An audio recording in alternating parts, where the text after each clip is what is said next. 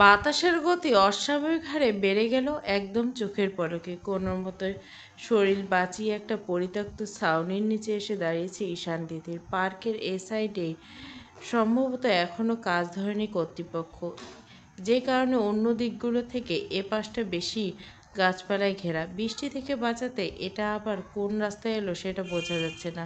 ঝুম বৃষ্টি আর ঘন ঘন বজ্রপাতের শব্দে ভয়ে গুটিয়ে গেছে তিতির। দুজনের পরনে সাদা কাপড় চোপড়, যার দরুন যতটুকু পানি গায়ে পড়ছে সে স্পষ্ট বোঝা যাচ্ছে। ঈশান দুহাতে নিজের চুল থেকে পানি ঝেড়ে নিল। যদিও বৃষ্টি এখনো নামেনি, তিতির ভয়ার্ত চোখে বাইরের দিকে তাকিয়ে আছে। পরনে সফেদ শাড়ির জায়গায় জায়গায় ভিজে ফর্সা শরীরের অনেক অংশে দৃশ্যমান। ঠক ঠক করে কাঁপছে হিমশীতল বাতাসে। তবে বৃষ্টি থেমে গেলেও কয়েক ফোঁটা দেখা দিয়ে এখান থেকে বের হওয়ার উপায় নেই। ঘূর্ণিঝড়ের মতো হচ্ছে। প্রচণ্ড বাতাসে বাইরে গেলে উড়িয়ে নিয়ে যাওয়ার বেশ সম্ভাবনা রয়েছে। তিতির ঘেঁষে দাঁড়ালো ঈশানের দিকে। পাঞ্জাবির অংশ হাতের মুঠোয় চেপে দাঁড়িয়ে রইল। মিনমিন করে গলায় বলল, এখান থেকে চলে যাওয়া যায় না? জায়গাটা ভয়ঙ্কর। ক্রাইম থ্রিলারের মুভিগুলোতে এরকম জঙ্গলের মধ্যে আটকা পড়ে দেখেছে, সাথে বৃষ্টি থাকে, কী যে ভয়ঙ্কর অবস্থা। ঈশান জবাব দেয় না। তিতিরের কাছে ঘেঁষতে শরীর কেমন শিউরে ওঠে। নিজের উপর মহা বিরক্ত হলো সে। এখন এই পরিস্থিতিতে কিভাবে ঝড় থামলে চলে যাবে সেই চিন্তায় মাথায় এলো না। এসে এলোমেলো চিন্তা মাথায় জায়গা করতে যাচ্ছে। ঈশান এদিক ওদিক তাকালো। গাছপালা ঝোড়ঝাড় ছাড়া কিছুই চোখে পড়ল না। এখানে ছাউনি দেখে এসেছিল, তবে জায়গা সমাগম একদম নেই। তারাই ভুল। মেয়েটা পিছু পিছু আসা উচিত হয়নি এ রাস্তায়। খোদা জানে ঘন্টা লাগিয়ে কত দূর এসেছে তারা। ফোন বের করে সময় দেখল 3:45 বাজে, অথচ প্রকৃতি জানান দিচ্ছে সন্ধ্যা পেরিয়ে গিয়েছে বুঝি। সবার অসংখ্য কল মেসেজ সাজিদকে জানিয়ে দিল তারা ঠিক আছে, আটকা পড়েছে বৃষ্টিতে। জানিয়ে এক প্রকার নিশ্চিত হলো যেন। পকেটে ফোন রাখতে বিকট আওয়াজে বজ্রপাত হতে পাশ থেকে চোখ মুখ খিচিয়ে ঈশান হাত পেঁচিয়ে ধরল তিতির। মেয়েটার ছোঁয়া পেতে জাগ্রত হলো মস্তিষ্ক। উল্টোপাল্টা ইশারা করছে। শোষো বাতাসের আওয়াজ। সামান্য দূরে শব্দ করে ভেঙে পড়ল একটা বিশাল গাছের ডাল। বৃষ্টি না থাকলে এরকম অবস্থায় এই গাছটা নিচে দিয়ে পার হওয়া মোটেই নিরাপদ নয়। তার উপর মেয়েটা পরেছে শাড়ি। না ছুটতে পারবে না তো কিছু। তিতির বিড়বিড় করে কী যেন বলছে। যতবার শব্দ হচ্ছে ততবার তিতিরের হাতের বাঁধন দৃঢ় হচ্ছে, যেন ঈশানের হাতটা নিজের বুকের মধ্যে ঢুকিয়ে নেবে। নরম মস্তিষ্কে স্পর্শে বেহায়ার মতো মস্তিষ্ক জ্বলছে ঈশানের। একই ঘটনা পুনরাবৃত্তি হতে এবার ঈশান দুহাতে হ্যাঁচকা টানে নিজের সাথে মেশালো। তিতির বড় বড় চোখে তাকালো। ঈশান তিতিরের খোলা চুলে কাঁধের উপর সরিয়ে দিয়ে বলল, ভয় করছে? মাথা উপর নিচ ঝাঁকালো তিতির। ভয় করছে মানে? এরকম পরিস্থিতিতে ভয় করবে না? ঈশান অনিমেষে তাকিয়ে রইল তিতিরের দিকে। নরম কণ্ঠে বলল, বাতাসটা কমলে ওদিকে যাব। ভয় নেই, আমি আছি তো। তিতির বুকের বাঁ পাশটা আচমকা দ্রুত ছুটতে শুরু করলো। ঈশান এই আমি আছি তো লাইনটুকু প্রশান্তি সে জানে তার কাছে কতটুকু, তা কেবল সেই জানে। ঈশান নিজের শুকনো ঠোঁটজোড়া জিভ দিয়ে ভেজালো। সামনে ভয়ের তো একটা বাচ্চা বাচ্চা মুখের মেয়ে। ভয়ে লাল হয়ে গেছে মুখটা। চোখে মুখে রাজ্যের চিন্তা। আচ্ছা, মেয়েটা ভয় কাটিয়ে দিলে কেমন হয়? সে যদি আর একটু গভীরভাবে ছুঁতে চায় বা আদর করে মেয়েটাকে, এ তবু কি তাকে অনুভব করবে? এই বৃষ্টিকে নিয়ে ভাববে? ঈশান খড়খড়ে ঠান্ডা হাতে স্পর্শ পেয়ে তিতিরের নরম কোমল গালে হাতের আঙ্গুল উল্টো পাশ আলতো করে ছুঁয়ে যাচ্ছে। নিমেষে গাল ছুঁয়ে দ্বিগুণ রক্তিম হলো। লজ্জা পাচ্ছে কি তিতির? তীব্র বাতাসে উঠছে রেশমের মতো চুলগুলো। শাড়ির আঁচল। ঈশানের চুলগুলো এসে কপালে ছুঁয়ে দিচ্ছে। তিতির ঈশানের এই স্পর্শের তীব্রতা জানে। তার মনের গভীর সকল আবেগ অনুভূতিগুলো জাগ্রত করে দেয় এই মানুষটার স্পর্শ। তিতিরের দৃশ্য ঈশানের পাঞ্জাবির বোতামের দিকে। দুহাত খামচে ধরা ঈশানের পেটের কাছে পাঞ্জাবির অংশ। ঈশানের মুখে যতবার তার নাম শোনা হয় ততবার ড্রিম ড্রিম শব্দ জোরালো হয়। এভাবে তাকিয়ে কখন ডাকে সে জানে। এই ডাকের পর ঈশানের অবশ্যই কিছু চাওয়া উচিত। এমন কিছু চায় যা দিতে মরিয়া সে, অথচ লজ্জায় আড়ষ্ট নারীসত্তা আটকে দেয় তালো। মৃদু গলায় বলে উঠল, ইউ লুক প্রিটি। শাড়ি তুই পরবি ভাবিনি। নিজে হাতে দিলেন না কেন? নাও তো পরতে পারতাম। দেওয়া হয়ে ওঠেনি আর কি। ইগো জানি না, কিছু একটা হবে হয়তো। বাকি অর্নামেন্ট কিনেছেন, নিজে নিজে এত কিছু মনে রেখে কিনতে পারলেন? ঈশান আরেক দফা গভীর পরখ করলো তিতিরের বদনখানা। হাসকিসে বলল, না পারার কেসে আমার দৃষ্টি কতটা অতলস্পর্শী বুঝিস তুই?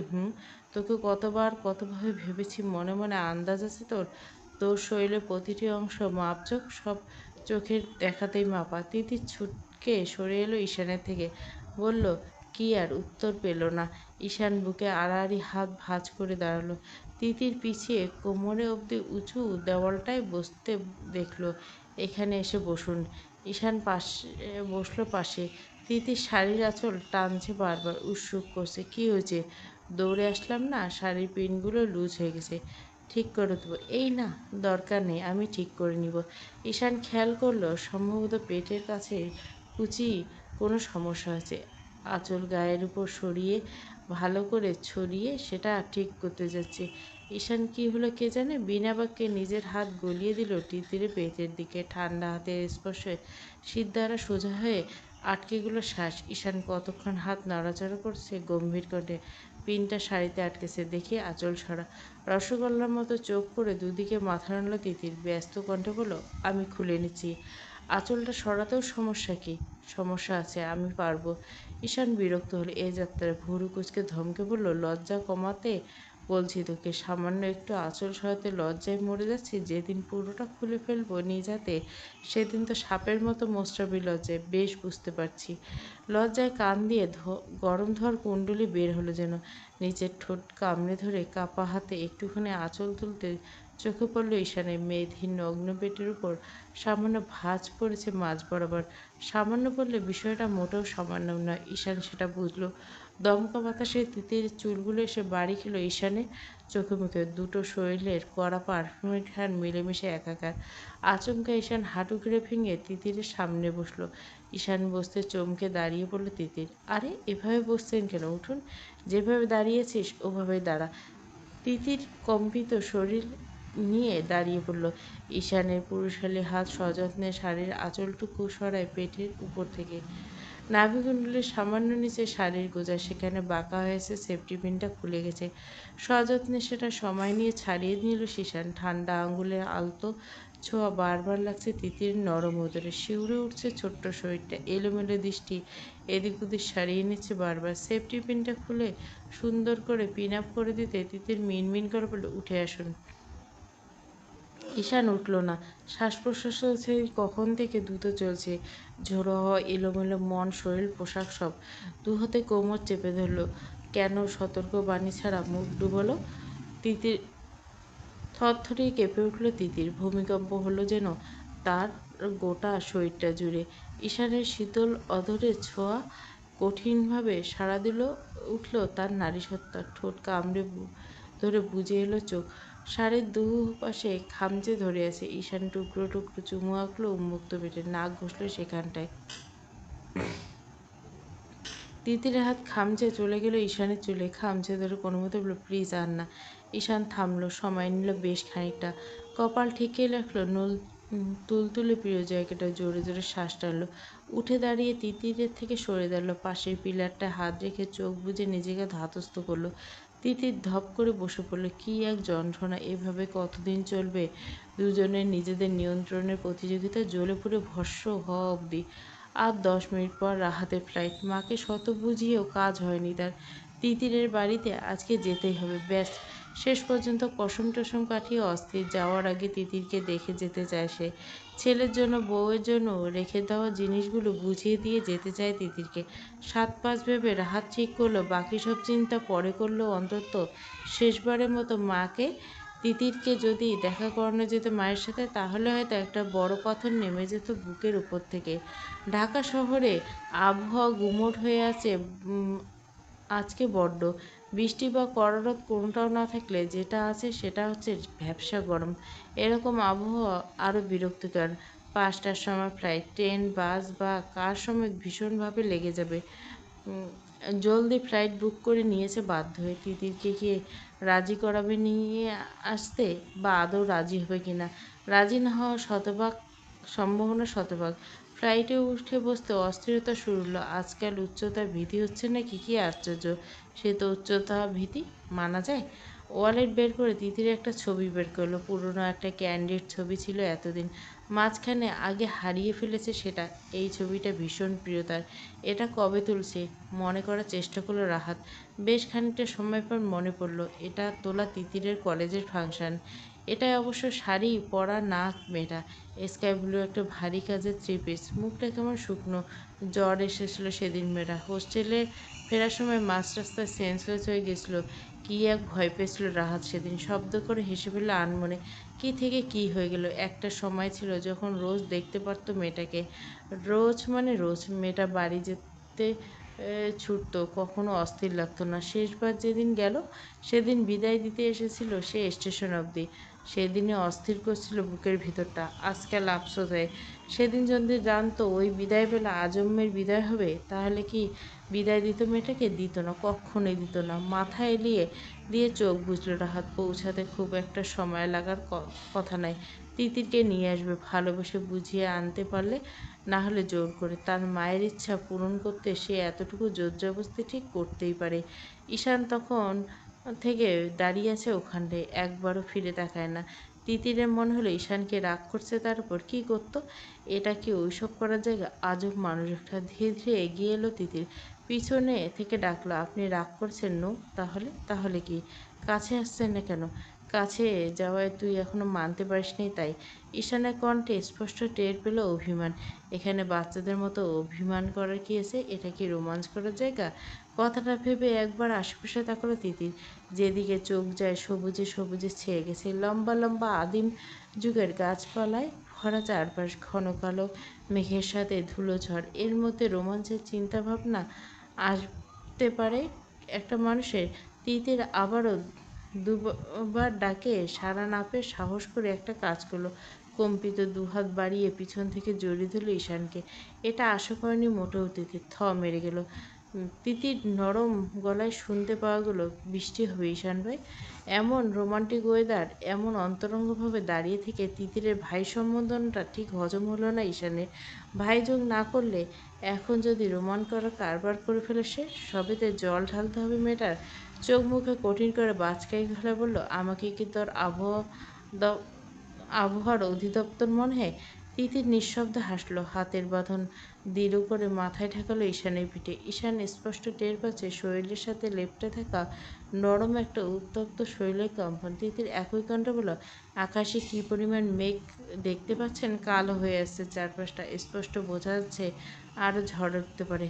তাহলে তো টের পাচ্ছিস। ঘ্যান ঘ্যান করে গিয়েছে। গিরগিটও আপনার থেকে কম রং পাল্টে। এতক্ষণ মুখে মধুর লাগিয়ে কথা বলবে, এখন নিমেষে কলেরার রস এলো কোত্থেকে? এতক্ষণ আদর্শ নিয়ে এখন সেখান থেকে তুই তোর ভাই ডাকটা আমদানি করলি সেখান থেকে। তিতির এ যাত্রা ধরতে পারলে ঈশানে হুট করে রেগে যাওয়ার কারণ। ঠোঁট চেপে হাসলো। রাগানোর মহাঔষধি মিলল একটা। সম্মান করে বলি, তোর সম্মানের ধার ধারি আমি? তাহলে দিন রাত নাম ধরে ডেকে তুমি তুমি করে মুখে ফেরা তুললে ভালো লাগবে? কপালে দুটো ভাঁজ পড়ল ঈশানে। এটা তো ভাবেনি তিতিরের মুখে তার নামটা শুনতে কেমন লাগবে।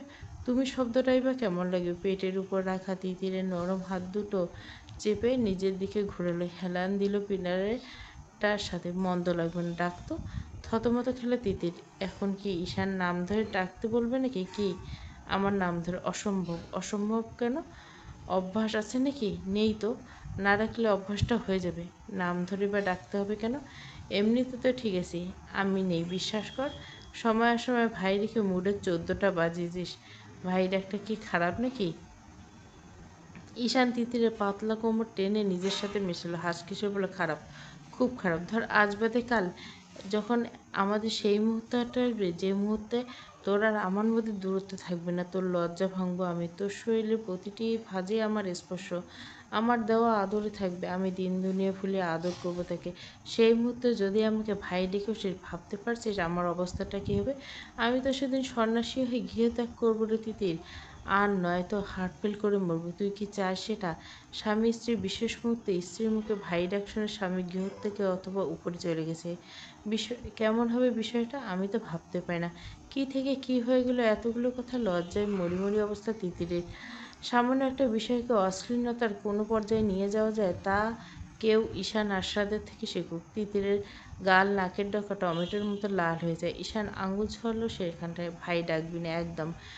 দরকার হলে বোবার মতো ইশারা ইঙ্গিতে কথা বলবি। তবুও ভাই নড়েল। নো মিস নো, অসভ্য ছাড়ুন। ঈশান মুখ বন্ধ করে বলল, বিরক্ত করে বলল, ধরতেই পারলাম না এখন। যখনই ধরতে যাই মোচড়ামুচড়ি করেছে। এখন কাছে কে এসেছিল? আমি তো দূরেই দাঁড়িয়েছিলাম। জড়িয়ে ধরিয়ে নিজের শরীরে উত্তাপ আমার দেহে ট্রান্সফার করতে বলেছিলাম আমি। তারপর আমি খেয়ে হারালে সব দোষ একা আমার। তিথি তবুও থমকালো না। হাতের বাঁধনে এরকম আষ্টেপৃষ্টে জড়িয়ে উল্টোপাল্টা কথায় লজ্জা দিলে থাকা যায় নাকি? এতক্ষণ ঝিরঝিরি বৃষ্টি এক নিমেষে রূপ নিল ঝুম বৃষ্টিতে। কালবৈশাখী থেকে কোনো অংশ কম নেই। এতক্ষণ ঝোড়ো হাওয়ার সাথে সাথে এখনকার আকাশ ভাঙা বৃষ্টির জোরে মুহূর্তে ভিজিয়ে দিল দুজনকে। চোখের পলকে সাদা জামাকাপড় শরীরের সাথে লেগে গেল দুজনে। ঘন ঘন বজ্রপাতের শব্দে তিতির আর দূরে যাওয়ার সাহস করল না। কী কুক্ষণে আজ বেরিয়েছিলাম বলুন তো? Isn't it romantic? ঈশানের কেমন কেমন কণ্ঠস্বরে মিটিমিটি করে তাকালো তিতির। ঈশানের চোখ জোড়া ভীষণ ঘোলা লাগছে। অপলক দৃষ্টি তিতিরকে ইশারা করছে অনেক কিছু বুঝে নিতে। তিতির শুকনো ঢোক গেল। বৃষ্টির ঝাপটায় এখন তাকিয়ে থাকা জুলুম মনে হচ্ছে। মাথার উপরে ওই সামান্য ছাউনি কিছু বাঁচাতে পারল না। ঈশানের কণ্ঠদেশের দিকে নজর যেতে শিরশির করে উঠল তার পায়ের তলা। ঈশানেরও একই অবস্থা। শিফনের পাতলা শাড়ি ভেদ করে নারীদের ভাস তো সেই কখন থেকে চোখের সামনে দৃশ্যমান। অনবরত পানির ফোঁটা গড়িয়ে পড়ছে তিতিরের শরীর থেকে। ঈশানের চোখে চোখ রেখে তিতির ঠোঁটের উদ্দেশ্যে মুখ খানিকটা নামাতে পিছিয়ে গেল তিতির। অস্ফুট এসে উঠল এক কন্যা। দীর্ঘশ্বাস ফেলল ঈশান। বিয়ে একটা করেছে মাশাআল্লাহ। বউকে ছুলে না একদিন, তার আগে দূরে সরে দেয়। অধিক করে বলো, তোর সেই এখনটা কবে আসবে বলতে পারিস? তিতির কিছু বলার আগে আকাশ ফুটিয়ে বিকট আওয়াজ হলো একটা। হুড়োমুড়িয়ে এগিয়ে গেল তিতির। কাঁদো কাঁদো বলা বলল, আমি এখানে থাকবো না। কিছু করার নেই, অপেক্ষা করা ছাড়া। সত্যি কিছু করার নেই? এই বৃষ্টি আজ থামবে বলে মনে হচ্ছে না। রুহু কেঁপে উঠল তিতিরে। বৃষ্টি না থামলে এখানে সারা রাত থাকতে হবে নাকি? কী জ্বালায় পড়লো এরকম একটা জায়গায়। এই আবহাওয়ায় শেয়াল কুকুর রাত্রে টানাটানি করবে, সাথে মানুষের তো ভরসা নেই। ঈশানের মাথার চুল থেকে পানি ঝরছে। গায়ের ভেজা পাঞ্জাবি অস্বস্তিতে হচ্ছে ভীষণ। সেটা টানাটানি করে শরীর থেকে সরাচ্ছে খানিকটা। তিতির খানিকটা সময় পর ঈশানকে মন দিল। এর আগে ঈশানকে পাঞ্জাবিতে বিয়ের দিন দেখেছিল, আর আজ দেখলো। এর আগে ছোটবেলায় দেখেছিল, কি মনে করতে পারছে না। কি ম্যানলি লাগছে পাঞ্জাবিটাতে, বলার মতো না। ঈশান চোখ তুলতে চোখাচোখি হলো দুজনের। তিতির তার দিকে ওভাবে তাকিয়েছে বুঝতে পেরে ঈশান নিজের দুহাত আড়াআড়ি বুকের উপর দিয়ে কপট ভঙ্গিতে বলল, বৃষ্টির দিনে এমন ভুল হতেই পারে। বেরিয়েছ না হয় ভুলে সাদা পড়ে, তাই ওভাবে তাকিয়ে থাকবি? তিতির হতভম্ব গেল ঈশানের অভিনয়। কথাটা যে তাকে খোঁটা দিয়ে বলা হলো তার নিজের শরীরে লেপ্টে থাকা শপের শাড়ির দিকে তাকাতেই টের পেল। রক্তিম হয়ে গেল। আশপাশের অবস্থা পরখ করে শাড়ির ভেজা আঁচল টেনে টেনে ঠিক করে বলল, কিছু একটা করুন। ঈশান হাসকি স্বরে বলল, করতেই তো চাই। বৃষ্টির মধ্যে এমন অবস্থায় কত কিছু করতে মন চায়, করে ফেলি বল। আবার কথাটা বাঁকা ইঙ্গিতে নিচ্ছে বুঝতে পেরে দাঁতে দাঁত পিষল তিতির। অসভ্য কোথাকার। ব্যস্ত হাতে বারবার পাতলা চাদরে নিজের বুকের উপর আড়াল করতে ব্যস্ত। লাভের লাভ তো কিছুই হলো না। ঈশান কপট হাসি দিল সামান্য। এভাবে ঢাকছিস কেন? দেখে ফেলেছি। সঙ্গে সঙ্গে উল্টে ঘুরে দাঁড়ালো তিতির। আতঙ্কে কণ্ঠে বলেছি, ঈশান আচার্য এতটা অসভ্য জীবনের কল্পনায় ছিল না। তিতির ঘুরতে দু কদম এগিয়ে এসে আবার দূরত্ব ঘুচল ঈশান। মাথা নুয়ে কানের কাছে ফিসফিস করে বলল, আগে কি বউ ছিলি যে জানাতাম? কাপড় চোপড় খুলে তোকে দিতে পারবো না। চাইলে বুকে আসতে পারিস। আবার এরকম কসরত করে বানানো বডি রেখে বউ জামাকাপড় পরবে, এই শরীর ঢাকবে? It's so lame. আয় বুকে আয়। এত কাছে ঈশানের অস্তিত্ব টের পেয়ে আর একটু এগিয়ে যাবে ভাবতে পিঠের উপর থেকে কেউ সরিয়ে দিল কোমর ছড়ানো ভেজা চুল। আপনি? চুপ। ঈশানের শীতলতা ছুঁয়ে দিচ্ছে তিতিরের নরম কানের লতি। শ্বাস আটকে দাঁড়িয়ে থাকার মাঝে পরপর দুটো কানেরে। ঈশান মৃদু কামড় বসল এবার সেখানটায়। এত ভারী দুল কেন? লাল হয়ে গেছে। তিতির জবাব দিল না। ঈশান এক হাত তার শাড়ির আঁচল ভেদ করে পেটের উপর আগে-বুকিতে ব্যস্ত। ভেজা অঙ্ক ঝলসে যাচ্ছে ঈশানের ছোঁয়ায়। তিতিরের দুলজোড়া পাঞ্জাবি পকেটে রেখে আঁকিজোড়া স্থির করল। তিতিরের উন্মুক্ত শুকনো এলো গলাটা। শুকনো ঢোক গিলতে ত্বরান্বিত হলো। কাঁধের উপর লেপ্টে থাকা চুলগুলো একটা একটা করে সরিয়ে দিল। আমি যদি এখন তোকে একটু আদর করি, তুই কি দূরে সরিয়ে দিবি তিতির? তিতির কি জবাব দিবে এখন? ক্ষণে ক্ষণে বিদ্যুৎ চমকাচ্ছে, একের পর এক বজ্রপাত। আকাশ ভেঙে ঢল নেমেছে।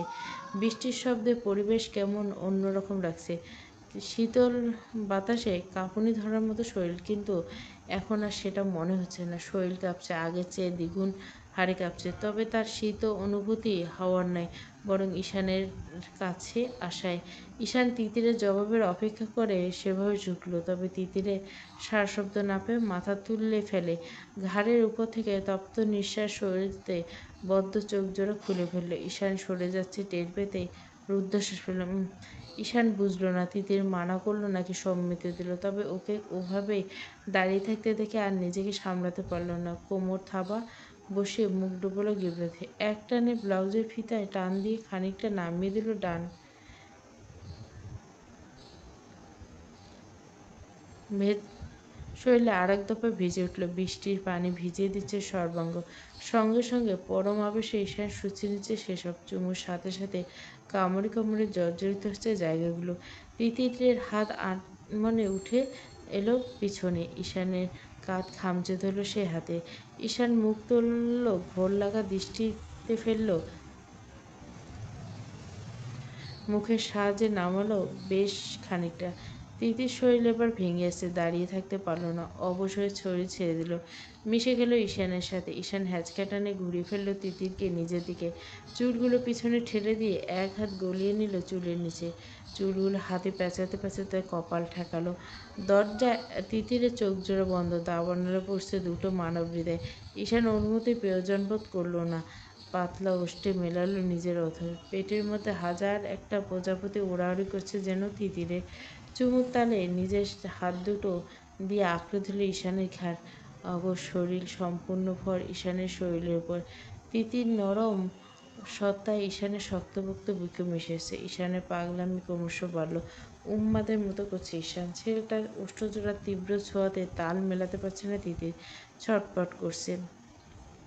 তিতিরের শ্বাস নিতে যাওয়ার ক্ষুদ্র চেষ্টাটুকুকে পায়ে পিষে আগের চেয়ে দ্বিগুণ উন্মাদের মতো আঁকড়ে ধরছে মেয়েটার। মিনিট ছয়েক পর ঈশান আচমকা থামল। এই সুযোগ বুক ভরে শ্বাস নিল তিতির। তবে ক্ষান্ত হয়নি ঈশান। তিতিরকে ঠেলে বসিয়ে দিল প্রশস্ত কোমরের সমান দেওয়ালের উপর। কোনো দিকে মন নেই যেন ছেলেটার। বাইরে উথাল পাথাল ঝড়ের থেকে বেসামাল হয়েছে ঈশান। বসানো মাত্র তিতিরের হাত দুটো আবার তুলে নিল নিজের ঘাড়ের দিকে। দুদিকে সরিয়ে এগিয়ে এলো একদম। ভেজা চুলগুলো হাতে পেঁচে হাঁপাতে হাঁপাতে বলল, এটা সেই জায়গা না যেখানে তোকে আমি আমার ওই আদরটা করতে পারছি না। কিন্তু এই মুহূর্তে আমি সরতে পারছি না। একটু আদর করি, হ্যাঁ? লিমিট ক্রস করতে গেলে বাধা দিবি কেমন? তার আগে না। তিতির উত্তর করার সময় দিল না। আবার দখল করে নিল। এবার শুরু হলো চূড়ান্ত ঔদ্ধত্যের পরিচয় ঈশানে।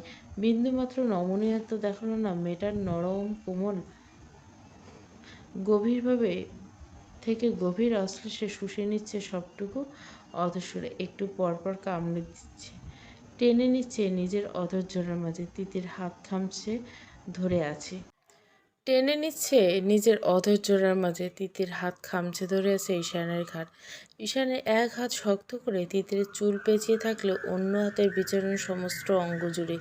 বেহায়া স্পর্শ মুচড়ে উঠছে তিতিরের শরীর।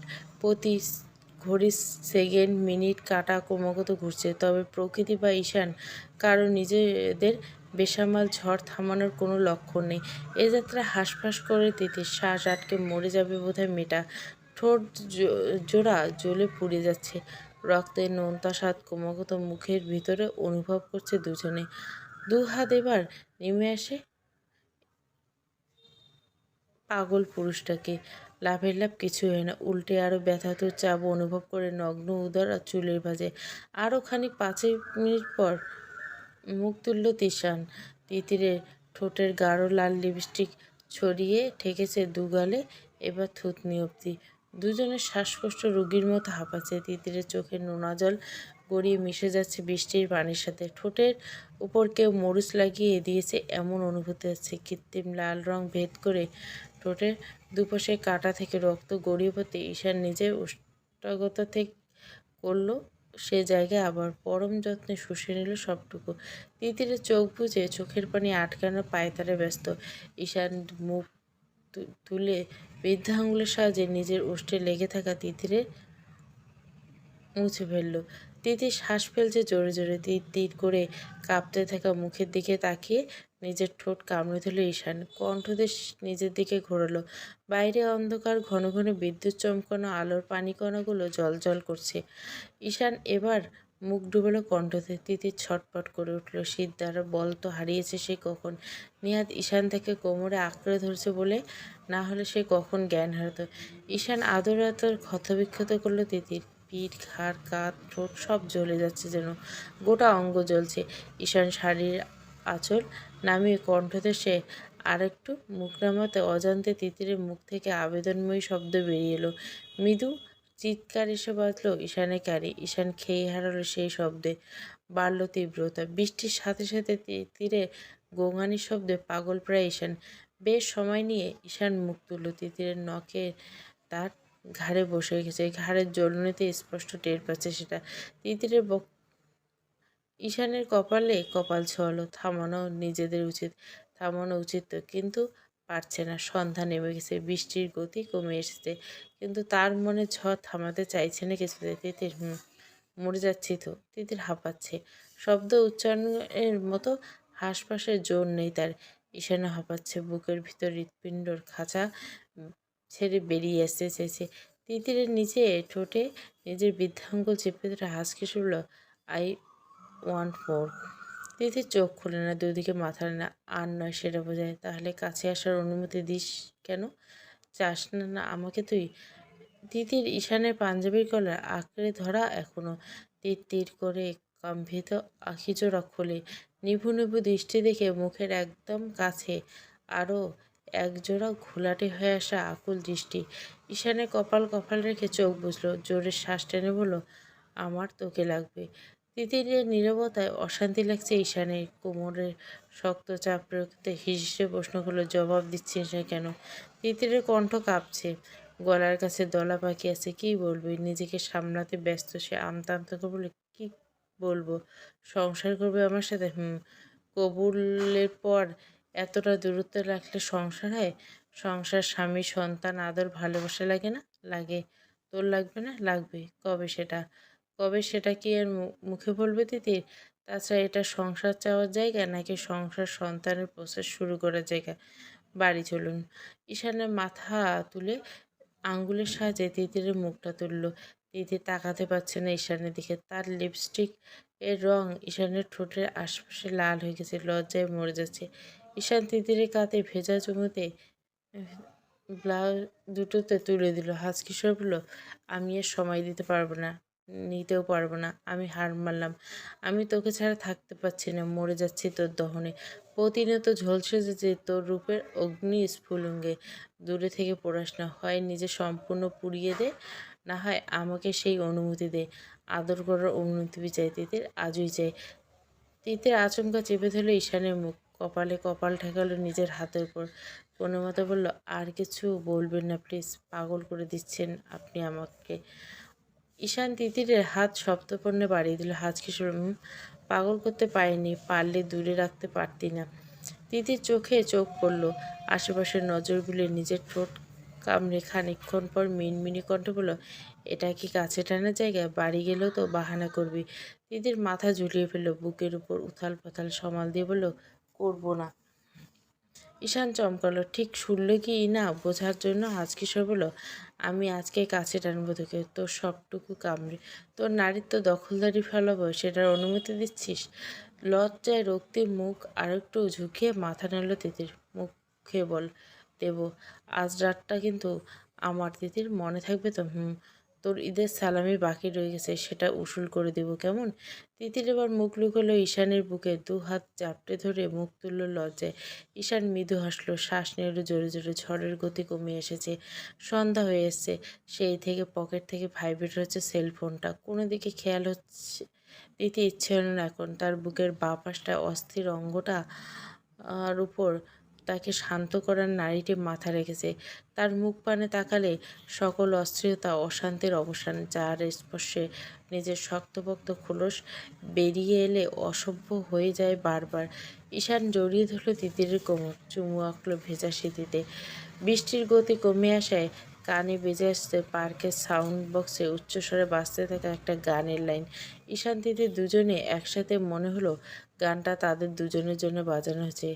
হালকা হাওয়ার মতো চাইছি এখন। হাঁটতে পারবি নাকি কোলে নেব? কাঁপছিস কেন এত? ঠক ঠক করে কাঁপছে তিতির। এতক্ষণ টের পেল ভেজা শরীরে শীতল বাতাসের ঝাপটা এসে লাগতে শিরশির করেছে শরীরটা। বৃষ্টি থামেনি এখনো, পরিমাণটা কমেছে এই যা। ভেজা শরীরে এখানে আর কতক্ষণ অপেক্ষা করবে? তাছাড়া আশেপাশে প্রচুর ঝোপঝাড়, সন্ধ্যা নেমে আসছে। আর একটু অন্ধকার হলে পথ খুঁজে সঠিক রাস্তা পাওয়া ঝামেলা হয়ে যাবে। তিতির হাঁটার গতির সাথে তাল মিলিয়ে নিজের গতি কমিয়েছে ঈশান। তিতিরের পায়ে তার ঈশানের নিজের জুতো জোড়া। মেয়েটা হাই হিল নিজের হাতে নেওয়া, ভিজে এই আছে। অযথা দৌড়দৌড়ি করে এগোনোর মানে হয় না। তিতির ঈশানের কথায় মাথা নাড়ল দুদিকে।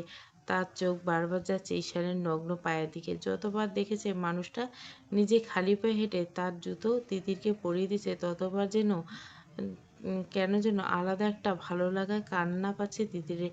ঈশান এত যত্নশীল রূপের সাথে ইদানিং পরিচিত হচ্ছে সে। সে যতবার পরিচিত হচ্ছে তত অবাক হচ্ছে। ঈশান জুতাজোড়া বাম হাতে নিয়ে ডান হাতকে তিতিরকে কাছে টানল, বাহু জড়িয়ে ধরল, নরম গলায় বলল, গাড়িতে তোয়ালা আছে, গিয়ে মাথা মুছে গায়ে জড়িয়ে নিবি। ঠান্ডা আজ দুজনের লাগলো বলে। কথা বলে মেয়েটার কপালে হাত ছুঁয়ে দিল তিতির জ্বর এসেছে কিনা। বৃষ্টির পানিতে মেয়েটার জ্বর আসে সহজে, নিশ্চয় আজও আসবে। তিতিরও খেয়াল করছে মাথা শরীর দুটোই ম্যাচ ম্যাচ করা শুরু করে দিয়েছে। ঈশান বাহুবন্ধনে যতটা পারা যায় দ্রুত হাঁটার চেষ্টা করছে দুজনে। মাগরিবের আজান দিয়েছে, মিনিট 10 হলো। সময় অনুযায়ী বেশ অন্ধকার, রাতের মতো। এখন না গেলে খানিকের মধ্যে বৃষ্টি আবার জাঁকিয়ে নামবে। ঈশান তিতিরের গাড়ির কাছে পৌঁছাতে রেস্তোরাঁর ভিতর থেকে বেরিয়ে এলো সকলে। বৃষ্টির জন্য সেই তখন থেকে এখানে অপেক্ষা করছিল।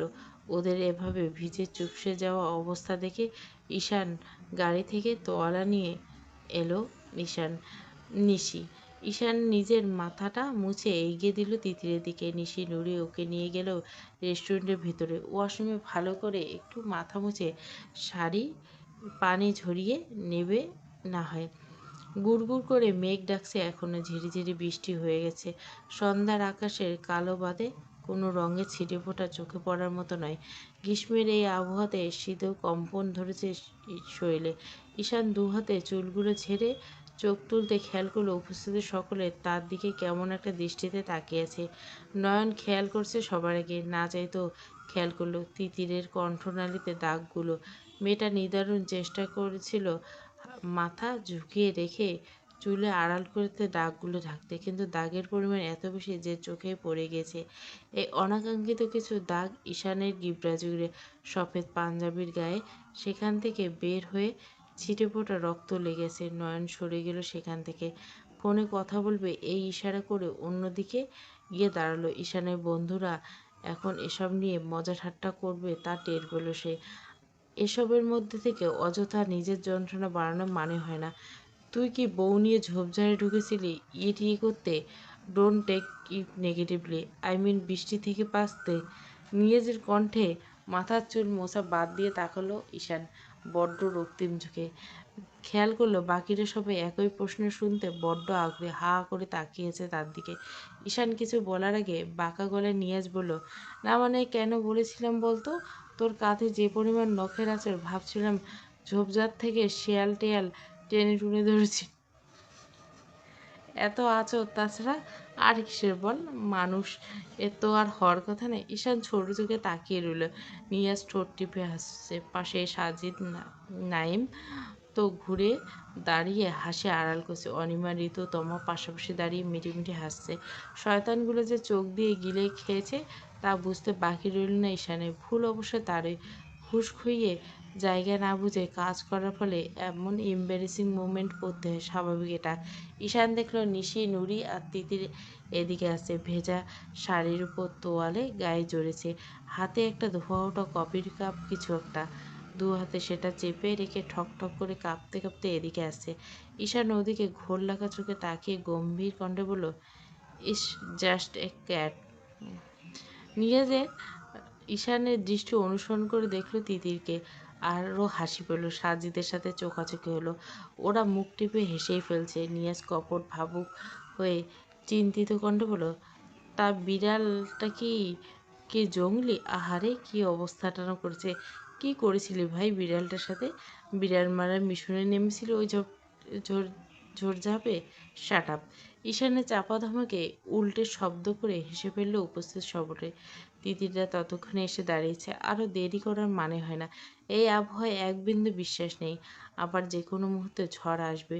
ঝটপট গাড়িতে উঠে বসলো সবাই। গাড়ি চলছে স্বাভাবিক গতিতে। বৃষ্টির কারণে গাড়ির গতি বাড়তে পারছে না নয়ন। গাড়িতে ওঠামাত্র আবার শুরু হচ্ছে মুষলধারে বৃষ্টি। মাঝের সারিতে রয়েছে ঈশান, তিতির। এত মানুষ এক গাড়িতে একটু চাপাচাপি করে বসতে হয়েছিল। আসার সময় তিতির বসেছিল নিশি তোমার মাঝখানে, সেই রকম আনইজি ফিল করেনি। তবে এখন ঈশান বসেছে তার পাশে। শরীরে শরীরে একদম আটকে গেছে। গাড়ির ঝাঁকিতে স্পর্শ হচ্ছে বারবার। তিতির সরে বসতে চাচ্ছে বারবার।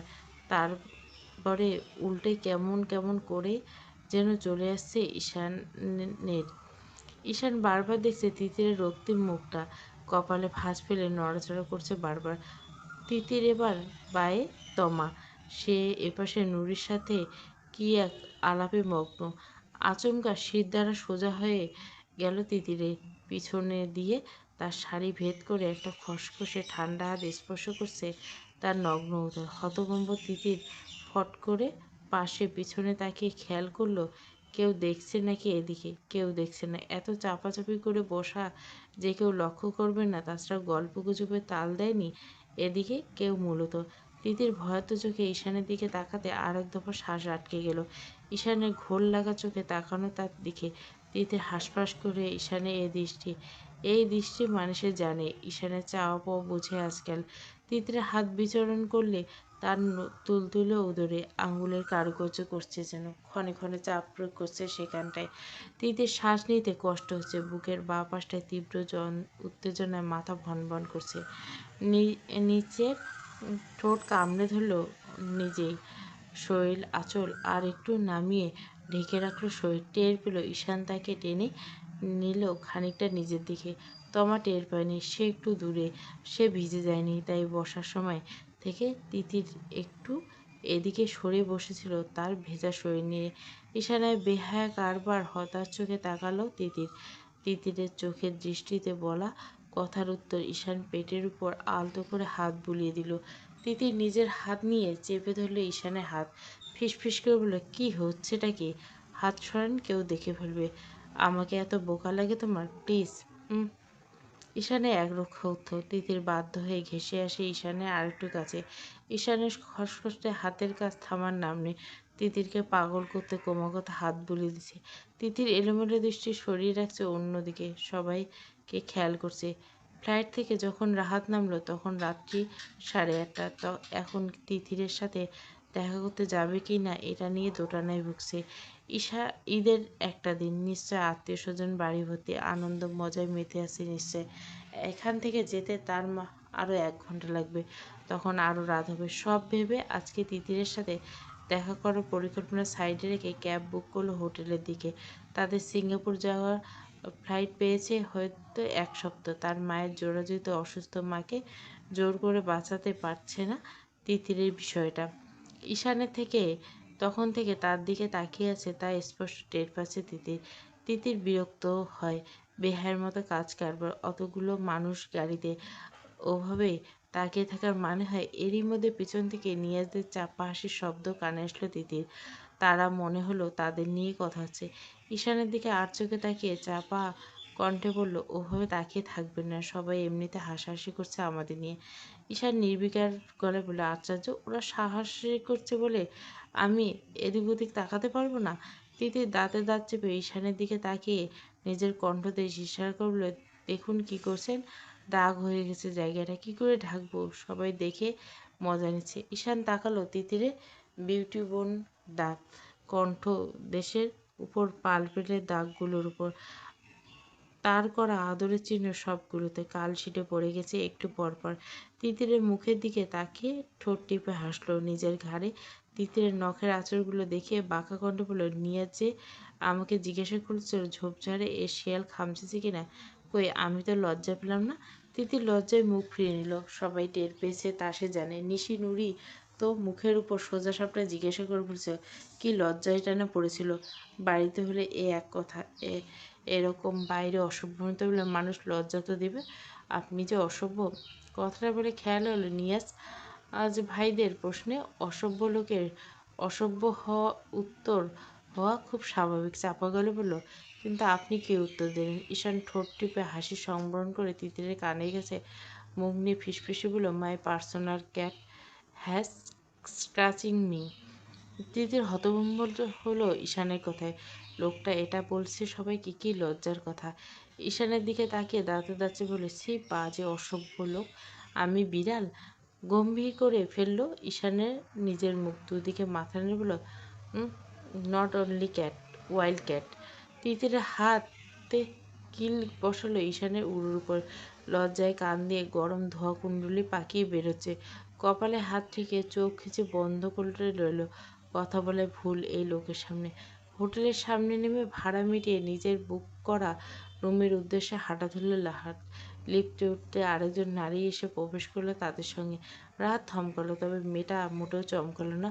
রাহাত খেয়াল করলো একই ফ্লোরে যাবে দুজনে। মেয়েটা এবার তাকালো রাহাতের দিকে, মুচকি আসলো, এক মেয়ের জন্য আর কতজন লাইন ধরবেন বলুন তো। রাহাত সরু চোখে তাকালো। মেয়েটার প্রথম কথা এটাই হবে বুঝতে পারেনি রাহাত। খানিকটা অপ্রস্তুত হয়ে বলল, পার্ডন। মেয়েটা নিজের খোলা চুলগুলো কাঁধের উপর থেকে সরিয়ে রাখলো। চোখের চশমাটা মাথার উপর তুলতে তুলতে বলল, তিতির পাখির কথা বলছিলাম। মেয়েটার মুখে তিতিরের নাম শুনে ভুরু কুঁচকে ফেলল রাহাত। তাদের ফ্লোরে চলে এসেছে। পাশাপাশি দুটো রুম, পাশাপাশি হাঁটছে মেয়েটা। রাহাত কিছু বলার প্রয়োজন বোধ করলো না। বাচ্চা একটা মেয়ে, অবশ্য 20 বছর, মোটেও কম না। তবে ওর জন্য যারাই বসা হয় তারাই ওর থেকে কম হলে 8-10 বছর বড়। কেউ প্রফেসর, কেউ সাইকোপ্যাথ, কেউ বিজনেসম্যান। মেয়েটার ক্ষমতা আছে বলতে হবে। বিবাহিত হয়েও আশিকদের লাইন লাগিয়ে দিয়েছে নিজের পিছনে। খিলখিল করে হেসে ফেললো কথাটা বলে। রাহাত নিজের রুমে লক খুলতেই বলল, আপনার আশিকও বিবাহিত, মাইন্ড ইট। মেয়েটির মুখের হাসি মিলিয়ে গেল। মেয়েটার শক্ত চোখে তাকালো, কিন্তু ততক্ষণে রাহাত শব্দ করে নিজের রুম লক করে ফেলেছে। রাহাত দরজা আটকে জোরে জোরে শ্বাস নিল। আর কে তিতিরের পিছনে পড়ে আছে? ঈশান না হয় বিয়ে করছে, কিন্তু কার কথা বললো মেয়েটা? প্রফেসর, সাইকোপ্যাথ, এরা আবার কারা? মেজাজ খারাপ হয়ে গেছিল। তিতির তার ছাড়া আরও কারো হতে পারে না। 10টা বাচ্চা হলেও তিতির তারই হতেই হবে। চন্দ্রকাননের রইসুল দেওয়ানের বিশেষ কিছু বন্ধু বান্ধব এসেছে। তাছাড়া চন্দ্রা দেওয়ানের গ্রামের আত্মীয় স্বজন তো আসে। বাড়ি মানুষজনে ভরপুর। ছেলেমেয়েগুলো ফিরতে 7 কলা পূর্ণ হবে একেবারে। ডিনার টেবিলে বসে বন্ধুদের সাথে আড্ডা দিতে দিতে খাবার খাচ্ছেন বাড়ির কর্তারা। ঈশানরা যখন ফিরল তখন ঘড়ির কাঁটা ঠিকঠাক 9টা। বাইরে আবার ঝুম বৃষ্টি। ছেলেমেয়েগুলোকে এভাবে কাকভেজা হয়ে আসতে দেখে রাহেলা ছুটলেন সেদিকে। বৃষ্টিতে ভিজছিস কেন সবাই? তিতির হাঁচি দিচ্ছে ক্রমাগত। ঈশানের নাকের পাটটা লাল হয়ে গেছে। বাকিরা সেরকম ভিজে না গেলেও এদের অবস্থা তো বেহালি।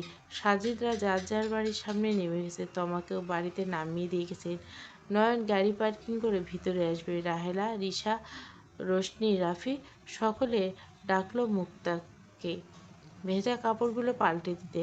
আর বড়গুলোকে তাড়া দিল দ্রুত উপরে গিয়ে কাপড় ছেড়ে দিতে। রাইসুল দেওয়ানের বন্ধুদের বিনয়ের সাথে সালাম দিয়ে উপরে গেলেন সকলে। তোর মেয়েরা তো এক একজন, মাশাআল্লাহ রাসু। মাশাআল্লাহ, এক একটা পরী। রাইসুল দেওয়ান বন্ধু হাফিজের কথায় মৃদু হাসল, নরম কণ্ঠে বলল, আলহামদুলিল্লাহ, আল্লাহ দিয়েছেন মেয়েদের এক একটা রত্ন আমার। তোর মেয়ে তোটাও তো বড় হয়ে গেছে, বিয়ে শাদির কথা ভাবছিস? আমার ভাতিজা আমেরিকায় একটা সফটওয়্যার কোম্পানি ওনার, বিশাল কারবার, ওদের ওখানে পাত্রী করছে। তোর মেয়েটা কিন্তু মাশাআল্লাহ। রাইসুল দেওয়ান স্ত্রীর দিকে তাকালেন, রাহেলা তার দিকে তাকিয়ে। রাইসুল দেওয়ান গলা খাঁকড়ে দিয়ে বললেন, পড়েছে এখনো? আমিও চাপটাপ নেই না, তাছাড়া জানিসই তো আমার মা বেঁচে আছেন।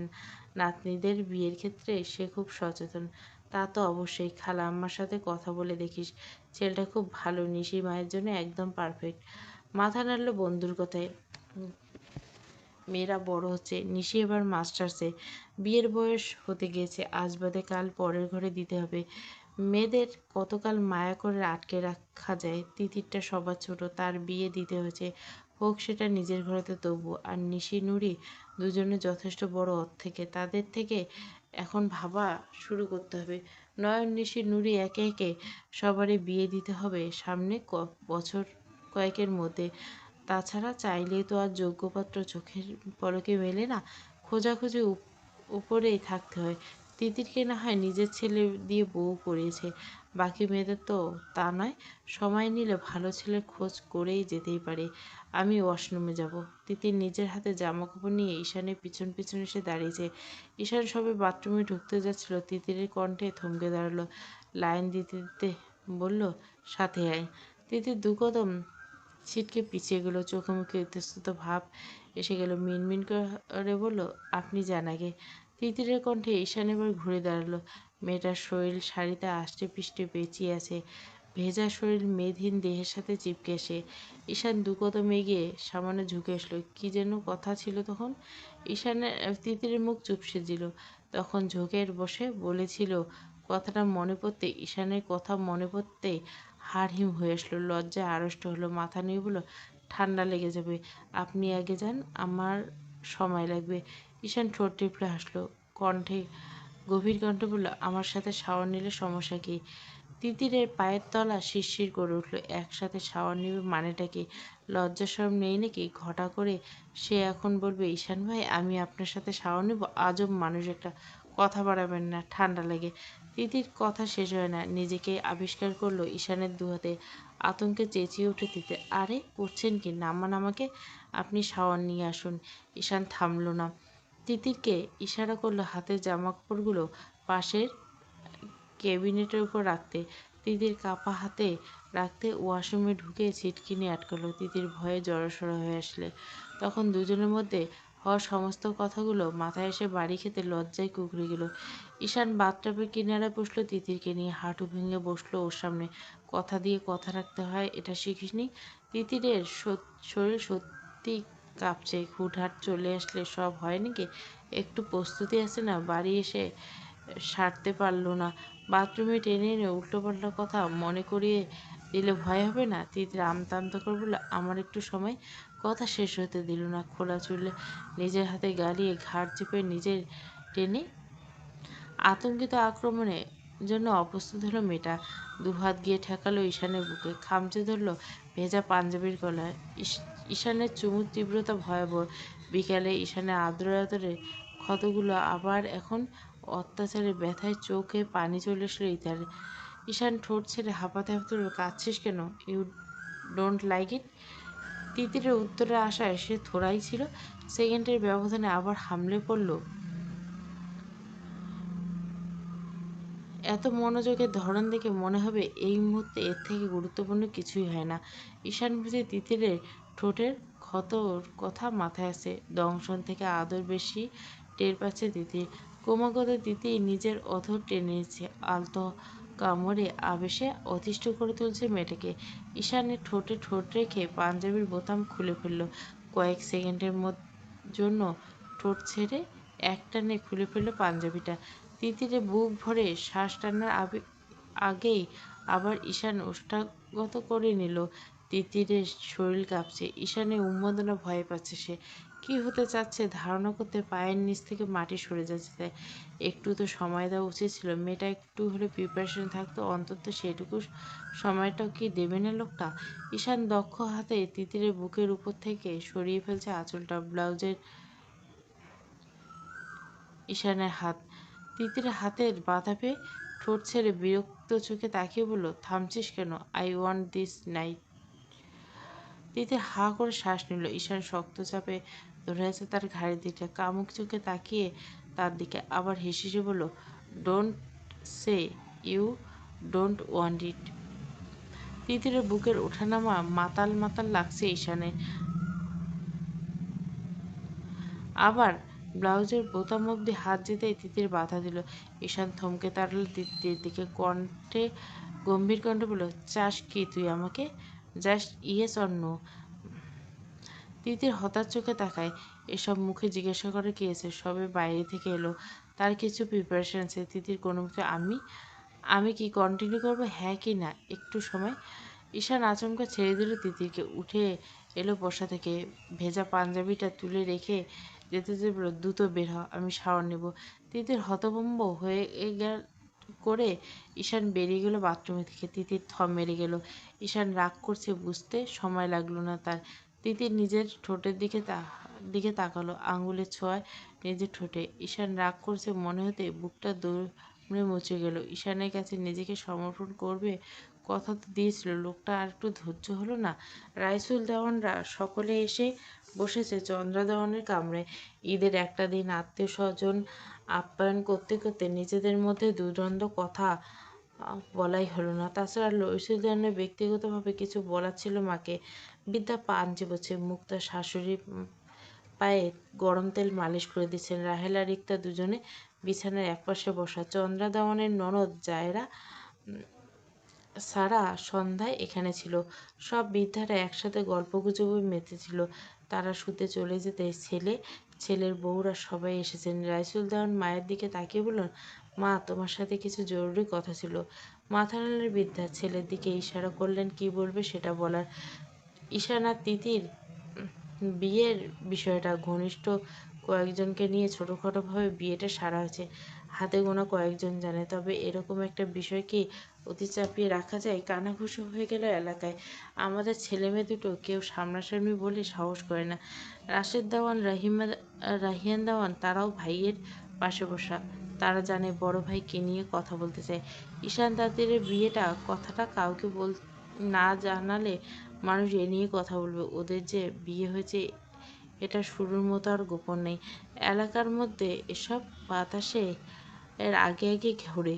নেহাত তাদের পরিবারকে এলাকার সবাই সমীহ করে, তাই সেভাবে বলছে না কেউ। বৃদ্ধা ছেলের দিকে তাকিয়ে বুঝলাম না, ভালো করে বল, বুঝিয়ে বল। আমি চাইছিলাম ওদের বিয়েটা ঘটা করে দিয়ে সবাইকে জানাতে। আত্মীয় স্বজন, তিতিরের বাবা, বাড়ির লোকজন সবাই যখন আরও পরে জানবে বিষয়টা খারাপ দেখায় না? ওর বড় চাচা জানেন, বাকিরা তাদের জানানো দরকার। বাড়ির ছেলে মেয়েদের বিয়ে দিয়েছি, এটা লুকিয়ে রেখেছি জানলে এলাকাতে নানাজন নানা কথা উঠবে। এর মধ্যে এক অনেকে আন্দাজ হয়েছে আর কি। সবাই জল ঘোলা করার আগে আমরা অনুষ্ঠান করে ফেলে আর কথা বাড়বে না।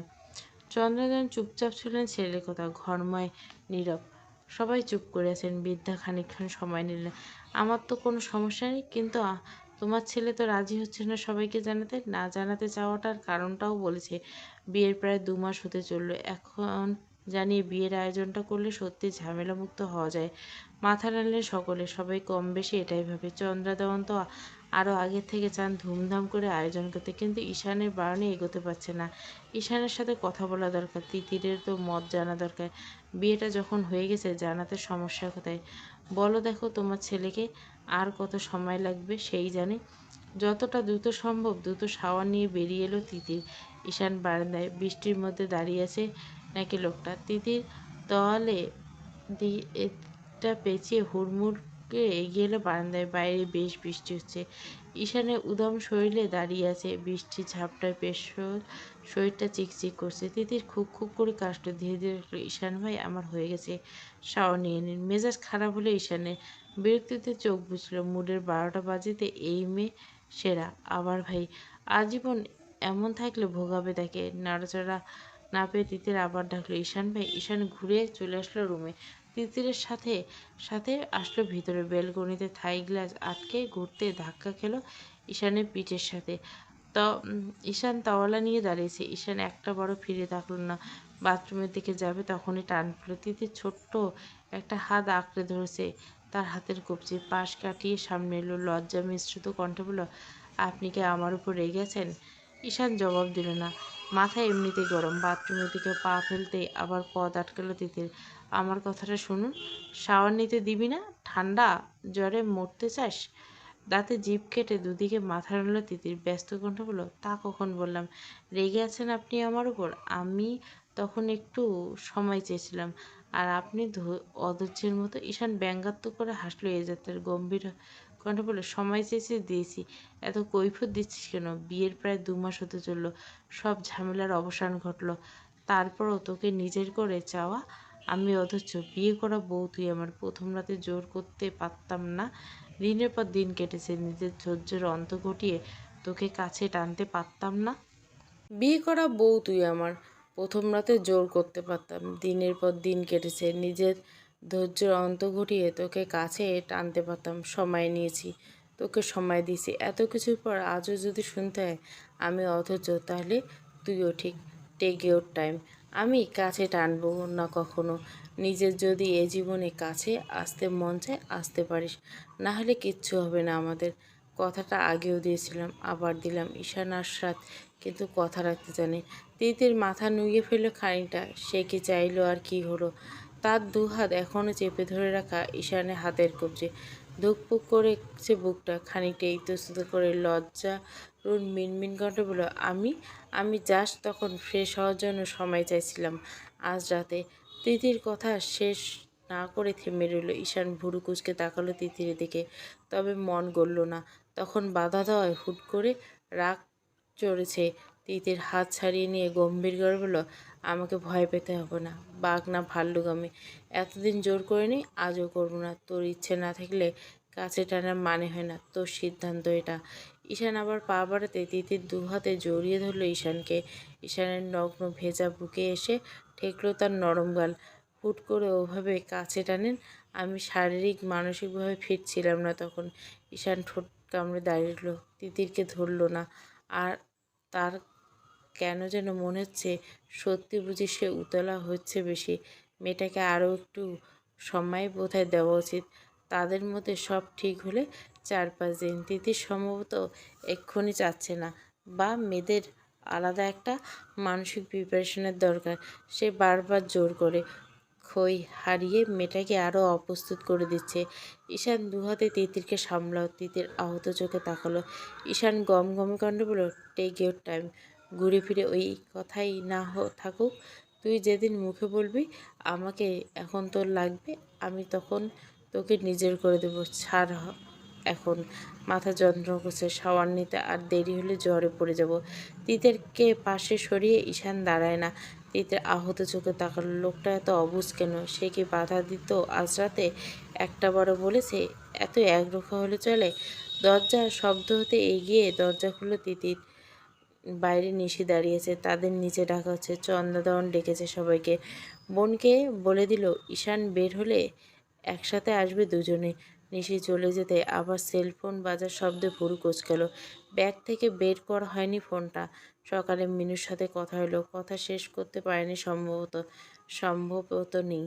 তবে ফোনের দিকে তাকাতে অচেনা নাম্বার। ট্রু কলারে কোনো নাম দেখাচ্ছে না। অচেনা নাম্বার থেকে কল আসলে আজকাল রাহাতের কথা মাথায় আসে তার। তখন ভয়ে দ্বিতীয়বার ফোন বাজতে জানলার কাছে গিয়ে ফোন তুলো। ওপাশ থেকে ভীষণ সফট টুরশালি একটা কণ্ঠ শোনা গেল। তিতির, জি। কেমন আছো? আলহামদুলিল্লাহ। কে বলছেন? পথে ঘাটে ফুল কেনার অভ্যাস আর নেই? জি। মানে বুঝলাম না। তোমাকে বাঁচাতে গিয়ে একটা গাড়ি এক ফুলওয়ালার উপর তুলে দেওয়া হয়েছিল, মনে আছে? তিতির থমকালো। ধরপড়িয়ে কেঁপে উঠল শরীরটা। চোখের সামনে ভেসে উঠল কয়েক বছর আগে একটা চিত্র, একটা দুর্ঘটনা। থমকালো। থরথরিয়ে কেঁপে উঠল শরীর। চোখের সামনে ভেসে উঠল কয়েক বছর আগের একটা চিত্র, একটা দুর্ঘটনা। কিন্তু লোকটা কি বলল? তাকে বাঁচাতে গিয়ে মানে? আপনি কে? গাড়ির মালিক। কি বলছেন এসব? কেন ফোন করছেন? এ বাবা, তুমি জানতে না গাড়িটা তোমার উপরে উঠতো, পর মুহূর্তে তোমার রূপে মুগ্ধ হয়ে পরিকল্পনা পরিবর্তন করতে হয়। জেনে হোক না জেনে হোক, একটা মুহূর্তে এর মৃত্যুর জন্য দায়ী তুমি। ছি! তিতির ফোন কেটে দিল, কাপা হাতে ফোনটা ছুড়ে দিল বিছানায়। ঈশান বের হয়নি। ওই ঘটনা পর দীর্ঘদিনের সাইকিয়াট্রিস্ট দেখাতে ছিল তার। চোখের সামনে থেতলে যাওয়া মৃতদেহ দেখে শয্যাশয়ী হলো বহুদিন। একে বয়স কম ছিল, তার উপর গাড়িটা সম্ভবত তাকে ধাক্কা দিত। ভাগ্য গুণে বেঁচেছিল, সময়ের সাথে সাথে ভুলে গেছিল সেসব। আজ হঠাৎ এরকম একটা ফোন কল।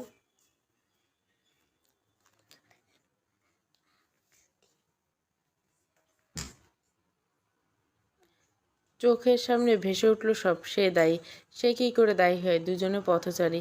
ঈশান বেরিয়ে ওভাবে তিতিরকে এক দৃষ্টিতে পাথর হয়ে দাঁড়িয়ে থাকতে দেখল। মাথা মুছে তোয়ালে মেলে দিতে তিতির খেয়াল করলো ঈশানকে। ধীর গলায় বলল, নানুপো ডেকেছে। ঈশান কথা বলল না। টি শার্ট গায়ে জড়িয়ে বেরিয়ে গেল ঘর থেকে। তিতির দীর্ঘশ্বাস ফেলল। মানুষটার উপর মাঝে মধ্যে অস্বাভাবিক রাগ হয়ে দেয়। কখন কী কারণে রাগ করে তা সম্ভবত নিজেও বলতে পারে না। যে রাগের কারণ থাকুক না কেন, খালি তেড়ামো। নয়ন কোথায় মেজবউ?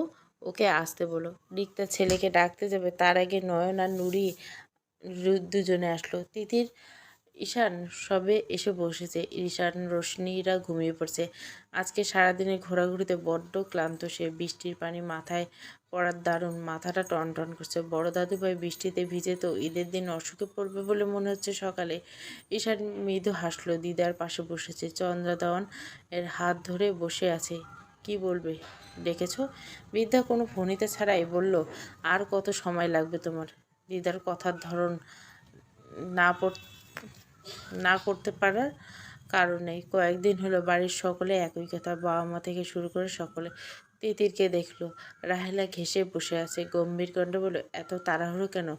2 মাস হতে চলল দাদুভাই। এলাকায় একটা সম্মান আছে আমাদের। একটা সময় তোমাদের সম্পর্কে এরকম ছিল, এখন অন্যরকম। এলাকার মানুষ আগের সম্পর্কটা জানে। এটা কানাঘুষে জানবে।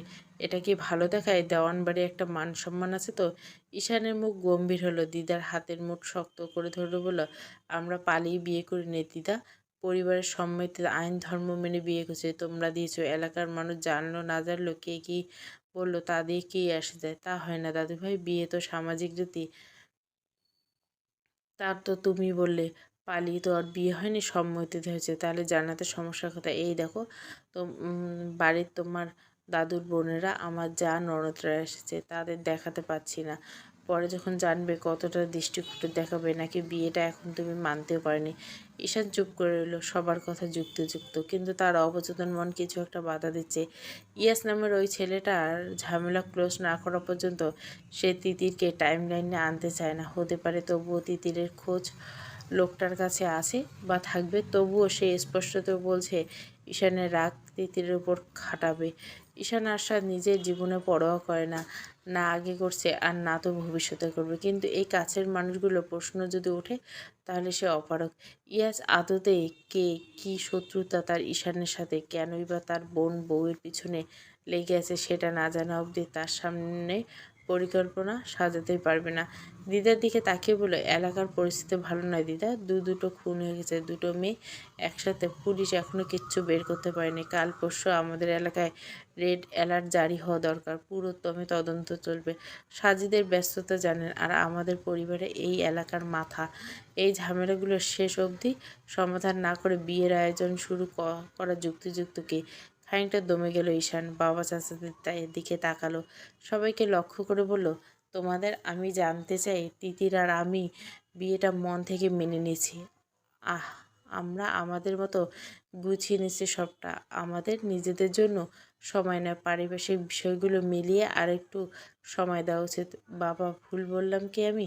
রাসুলদান মনোযোগ দিয়ে ছেলের কথা শুনলেন। ছেলের কথাগুলো একদম দায়িত্বশীলের মতো কথা। তাই, সত্যি তো তাই। তার মাথায় এমন একটা বিষয় হলো কী করে? তারা এলাকায় বিশেষ গণ্যমান্য লোকজন। পুরো এলাকা তাদের কথা মেনে চলে। এর মধ্যে এত বড় দুটো ঝামেলা ঘুরে গেল। সুবর্ণা তাদের নিজেরই মেয়ের মতো। ছেলের কথায় মাথা নেড়ে সায় দিল। তোমরা দুজন দুজনকে মেনে নিয়েছো, এটা শুনে আমরা খুশি, খুবই খুশি। আর তোমরা বাকি কথা সঠিক। বেশ তাই হোক। আর কটা দিন আমরা সানন্দে অপেক্ষা করতে পারবো। কালপিট ধরা পড়ুক, শাস্তি পাক, তারপর সব হবে।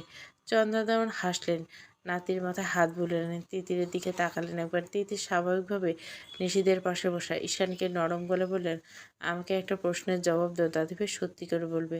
আমি তোমাকে মিথ্যে বলি? তা না, তবুও কথাটা আমার পুতুলের আগে তোমাকে জিজ্ঞাসা করা উচিত, কারণ তোমাদের বিয়েটা সময় অমত তোমারই বেশি ছিল। ঈশান সহ সকলে বুঝলো বৃদ্ধা এখন কী কথা বলতে যাচ্ছেন। হলো তাই। চন্দ্রদেওয়ার নাতির হাত নিজের বুকে টেনে শুধলেন, আমি কি তোমাদের বিয়ে দিয়ে ভুল করলাম? ঈশান তাকালো তিতিরের দিকে। তিতির এক নজর ঈশানের দিকে তাকে চোখ সরিয়ে নিল। ঘরভর্তি বড়লা, লাজুক মুখ নামিয়ে নিল। ঈশান দুদিকে মাথলো, একদমই না, কোনো ভুল করনি। আমরা ভালো আছি দিদা, মানিয়ে নিচ্ছি নিজেদের। সামনে ইনশাল্লাহ ভালো থাকবো, তোমার পুতুলকে ভালো রাখবো। ভরসা করে যখন আমার হাতে তুলে দিয়েছ, আশা রাখি ভরসা রাখবে শেষ অবধি। হাত যখন ধরিয়েছি তখন যে কোনো পরিস্থিতি হোক ধরেছি হাতটা, ওকে আগলে সামনে হাত ধরে জীবনে পাড়ি দেবো। উপস্থিত সকলে এতটাই মুগ্ধ হলো ঈশানের কথা বলার বাইরে। রাহেলা তো কেঁদে দিল এ যাত্রায়, বাকিরাও তাই। তিতির অবাক হয়ে তাকিয়ে রইল ঈশানের দিকে। আগের সাথে আজকের ঈশান আকাল পাতার তফাৎ। আজকের ঈশান ওকে আগলে রাখে, ভবিষ্যতে ভরসা দেয়। আর কি লাগে? ভালোবাসার মানুষের হাতে হাত রেখে গোটা জীবন পাড়ি দিতে ভাগ্য লাগে। আর সেই ভাগ্য যে তারও আছে ঈশানের। আজকাল প্রতি মুহূর্তে তাকে বোঝায়, যত্নে, ভালোবাসায়। ভালোবাসা সত্যি মুখে প্রকাশ করতে হয় না। নারীদের বিশেষ গুণ একটি, তারা ভালো মন্দ চট করে ধরতে পেরে। ঈশান এই জীবনে তাকে কতটা ভালো না বাসলেও বলবে, শুধু মানুষটা কখনো না বদলাক।